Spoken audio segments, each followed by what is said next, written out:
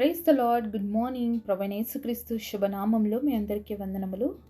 అందరూ చాలా హడావుడిగా క్రిస్మస్ సెలబ్రేషన్స్లో బిజీ అయిపోయారా అండి? మనం ఎంత క్రిస్మస్లో బిజీ అయిపోయినా క్రీస్తు లేని క్రిస్మస్ మాత్రం ఎప్పుడు చేసుకోకుండా క్రీస్తును కలిగిన క్రిస్మస్ చేసుకోవడానికి దేవుడు మనందరికి సహాయం చేయనుగాక. చిన్న ప్రార్థనతో ఈరోజు దేవుని వాగ్దానం స్వతంత్రించుకుందామా? పరిశుద్ధుడైన తండ్రి, నీ ఘనమైన శ్రేష్టమైన నామాన్ని బట్టి మీకు వందనాలు చెల్లిస్తున్నాను ప్రభువా. ఉదయకాల సమయంలో తండ్రి నాయన, మా అందరి పట్ల నువ్వు గొప్ప ప్లాన్స్ కలిగి ఉన్నావు. మా అందరి పట్ల మీరు గొప్ప ఉద్దేశాలు కలిగి ఉన్నారు తండ్రి. ఆ ఉద్దేశాలు మేము తలుచుకోవడానికి, నీ చిత్తానుసారంగా నడుచుకోవడానికి మా కృపనివ్వండి. అలాగే నీ సన్నిధిలో ఉంటున్న మా అందరితో మాట్లాడి మమ్మల్ని దర్శించి నీ కొరకు బలపరిచి నిలబెట్టుకోమని యేసు నామములో ప్రార్థిస్తున్నాము తండ్రి. ఆమేన్. ఈరోజు దేవుని వాగ్దానము మొదటి సమూయేలు గ్రంథము 16వ అధ్యాయము 7వ వచనం. మనుషులు పై రూపమును లక్ష్యపెట్టుదురు గాని యెహోవా హృదయమును లక్ష్యపెట్టును. 1 Samuel chapter 16 verse 7. The Lord seeth not as a man seeth, for man looketh on the outward appearance, but the Lord looketh on the heart. ఎంత అద్భుతమైన మాట కదండి. ఈరోజు ఎవరైనా బాధపడుతున్నారా? నేను పై చూడ్డానికి బాగలేను, లేకపోతే నేను అందంగా లేను, నేను అలా ఉన్నాను, ఇలా ఉన్నాను అని చెప్పి బాధపడుతున్నట్లయితే దేవుడు మీతోనే అండి మాట్లాడుతున్నాడు. మనందరినీ సృష్టించిన సృష్టికర్తకు తెలుసు మనం ఎలా ఉన్నాము, మనం ఎలా ఉండబోతున్నాము, అలాగే ఎలా ఉంటామని. కానీ మనం చాలాసార్లు ఇతరులను చూసుకొని వాళ్ళు అలా ఉన్నారు, నేను ఇలా లేను, వాళ్ళు అంత బాగున్నారు, నేను ఇట్లా ఉన్నాను, ఇలా ఎన్నో మనం కంపారిజన్ చేసుకుంటూ చాలాసార్లు బాధపడుతుంటాము. అయితే దేవుడు సూటిగా మనతో చెప్తున్నాడు, మనుషులకి ఇవన్నీ అవసరమేమో, నాకైతే ఇవన్నీ అవసరం లేదు. ఎందుకంటే నేను మిమ్మల్ని సృష్టించాను, మీరు నా పిల్లలు, నేను మిమ్మల్ని ప్రేమిస్తున్నాను. అంతేకాకుండా ఇంకొక మాట గుర్తు చేస్తున్నాడు దేవుడు, నీ హృదయాన్ని చూస్తున్నాను, నీ పైన వేషధారణ నాకు అవసరం లేదు, నీ హృదయాన్ని నేను చూస్తున్నాను. దేవుడు బహుస్పష్టంగా ఈరోజు మనతో మాట్లాడుతున్నాడండి. ఒకసారి మత్తయి సువార్త 23వ అధ్యాయము 27వ వచనంలో చూసినట్లయితే, అయ్యో వేషధారులైన శాస్త్రులారా, పరిసయ్యులారా, మీరు సున్నము కొట్టిన సమాధులను పోలి ఉన్నారు. అవి వెలుపల శృంగారముగాను అగ్గపడును గాని లోపల చచ్చిన వారి ఎముకలతోనూ సమస్త కల్మషముతోనూ నిండి ఉన్నవి. ఈరోజు పైరూపం బాగుంది అని అనుకుంటున్నాం కదండి చాలామందిని. ఇదిగో దేవుడు చెప్పిన మాట అదే అనమాట. సున్నం కొట్టిన సమాధులతో పోలుస్తున్నారు. ఇక్కడ ఎవరిని దేవుడు పోలుస్తున్నారంటే పరిసయ్యులు, శాస్త్రులు. వీళ్ళెవరు అంటే చక్కగా దేవుడు మాటల్ని బోధించేవాళ్ళు, ధర్మశాస్త్రాలని అన్ని పఠించినటువంటి వ్యక్తుల్ని దేవుడు ఈ విధంగా మాట్లాడుతున్నాడు. అంటే నువ్వు ఎంత బైబిల్ చదువుతున్నావు, నువ్వు ఎంత ప్రార్థన చేస్తున్నావు, నువ్వు ఎంత బోధిస్తున్నావు అని దేవుడికి ఇంపార్టెంట్ కాదు, కానీ నీ హృదయం ఏ విధంగా ఉంది దేవుడి సన్నిధిలో, ఇదే దేవుడు చూస్తాడు. మరొక ఆత్మీయ విషయంలోనే దేవుడు ఇంత పర్టికులర్గా మనల్ని చూస్తున్నప్పుడు శరీర విషయంలో ఆయనకి అసలు దానికి ఏం సంబంధమే లేదండి. దేవుడు ఎప్పుడు మన పైరూపాన్ని చూసి మనల్ని ప్రేమించడు, అలాగే మన పైరూపాన్ని బట్టి మనల్ని లక్ష్య పెట్టాడు. నువ్వు ఎంత మేకప్ వేసుకున్నావు, నువ్వు ఎంత మంచి బట్టలు వేసుకున్నావు, నువ్వు ఎంత బాగున్నావు, నువ్వు పైకి ఎంత మంచిగా కనిపించినా దేవుడికి దాంతో మాత్రము సంబంధము లేదు అనే విషయాన్ని గుర్తు చేస్తున్నాడు. దాన్ని ఏ విధంగా పోలుస్తున్నాడు తెలుసా? దేవుడు సున్నము కొట్టిన సమాధి. అంతే కదండి. సమాధి దగ్గర పోయి ఉంటామా? మరి ఎప్పుడు చనిపోయిన కొద్దిసేపు మాత్రం ఉంటారేమో. లేకపోతే చాలామంది సమాధి పండగలు అని చెప్పి సమాధికి సున్నాలు కొట్టేసి దానికి పూలదండలు వేసేసి అలంకరించేసి వస్తూ ఉంటారు. పైకి మాత్రం సమాధినే చూసేకి పాపం కలర్లు కొట్టిన తర్వాత బాగా కనిపించవచ్చు, పూలు వేసి అందంగా దాన్ని డెకరేట్ చేసి ఉండొచ్చు సమాధిని. కానీ లోపల ఏముంటుందండి? లోపల ఓపెన్ చేసి చూస్తామా? లోపల ఓపెన్ చేసి కూర్చోగలుగుతామా? అక్కడ కాసేపైనా కంపు కొడుతున్న స్థితి. అంటే ఏమైతే శవాల్ని పాతిపెట్టి ఉంటారో అవి కుళ్ళు పట్టిన స్థితి.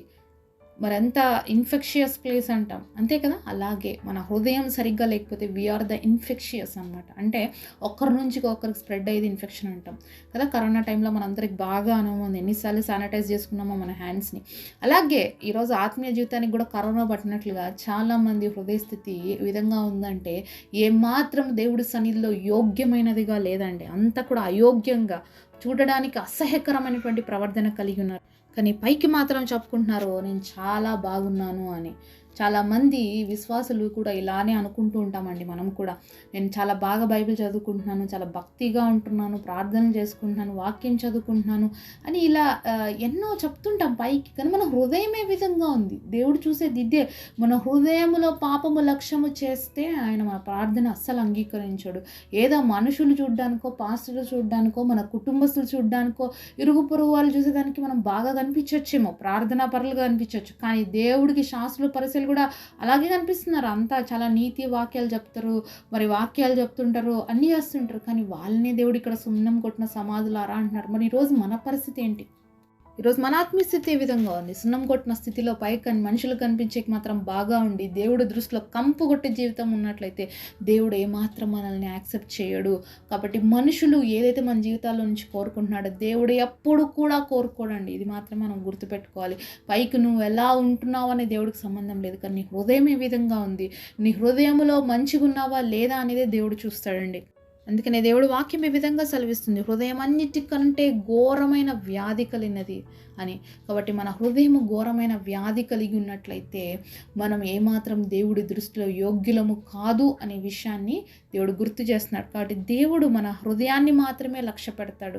ఎందుకంటే హృదయ శుద్ధి కలిగిన వారు ధన్యులు, వాళ్ళు దేవుడిని చూస్తారని మత్తయి సువార్త 5వ అధ్యాయం 8వ వచనంలో రాయబడినట్లుగా మన హృదయం ఏ విధంగా ఉంది. నువ్వు పైకి చాలా మంచిగా మాట్లాడొచ్చు, కానీ ఎదుటి వారి గురించి హృదయంలో ఏ విధంగా అనుకుంటున్నావు, నువ్వు చాలా సహాయం చేసే ఇదితో ఉన్నట్లుగా చూపించుకోవచ్చు బయటికి, కానీ ఇంటర్నల్గా విధంగా ఉంటున్నావు. నువ్వు ఏదో ఆశించి సహాయం చేస్తున్నావా, లేకుంటే నిజంగానే నువ్వు సహాయం చేసేటువంటి దృక్పథమైనటువంటి మనసు కలిగి ఉన్నావా? ఎందుకంటే మనుషులు చేసేటువంటి ప్రతి స్వనీతి క్రియలు దేవుడి దృష్టిలో మురికి గుడ్డలతో సమానం, పనికి రానిటువంటి వాటితో సమానంగా దేవుడు చూస్తాడండి. కాబట్టి మన యొక్క మంచితనం మనుషుల దగ్గర కనపరుచుకోవాలని ఎంత ప్రయాసపడతామో దేవుడి దృష్టిలో అది ఎంత మాత్రం యథార్థంగా ఉన్నామో అనేది కూడా మనం పరీక్షించుకోవాలి. కాబట్టి ఈరోజు మన జీవితాన్ని దేవుడి సన్నిధిలో పరీక్షించుకుందాం. దేవుని యొక్క వాక్యపు వెలుగులో మనం పరీక్షించుకోవాలి.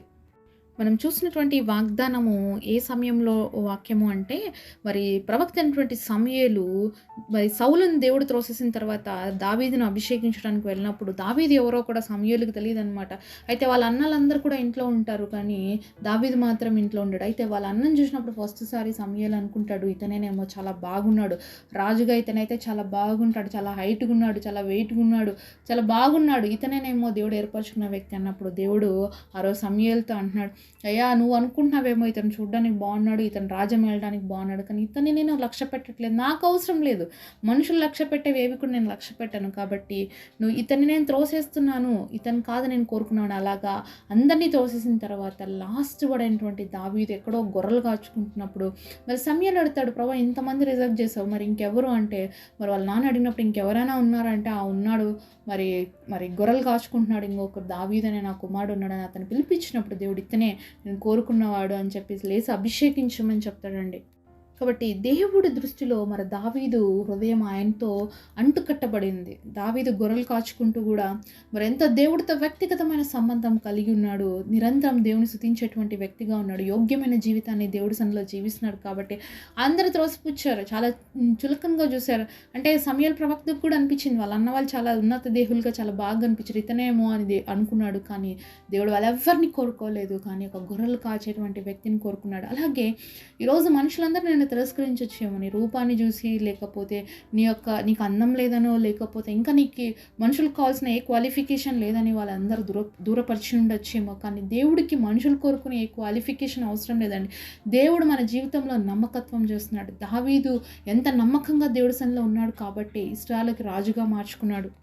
కాబట్టి ఈరోజు మనలో కూడా అలాంటి నమ్మకత్వం, మంచితనాన్ని దేవుడు కోరుకుంటున్నాడు. కాబట్టి మనుషులు కోరుకునేది ఏది కూడా మనకి లేకపోయినా పర్వాలేదండి, కానీ దేవుడు కోరుకునేటువంటి హృదయ శుద్ధి అనేది మన హృదయంలో ఉన్నప్పుడు మనం ఎప్పుడు కూడా దేవుడి చేత లక్ష్య పెట్టబడతాం. కాబట్టి ఈరోజు నీ పైరూపాన్ని చూసి నువ్వు బాధపడుతున్నా, దయచేసి బాధపడాల్సిన అవసరం లేదు.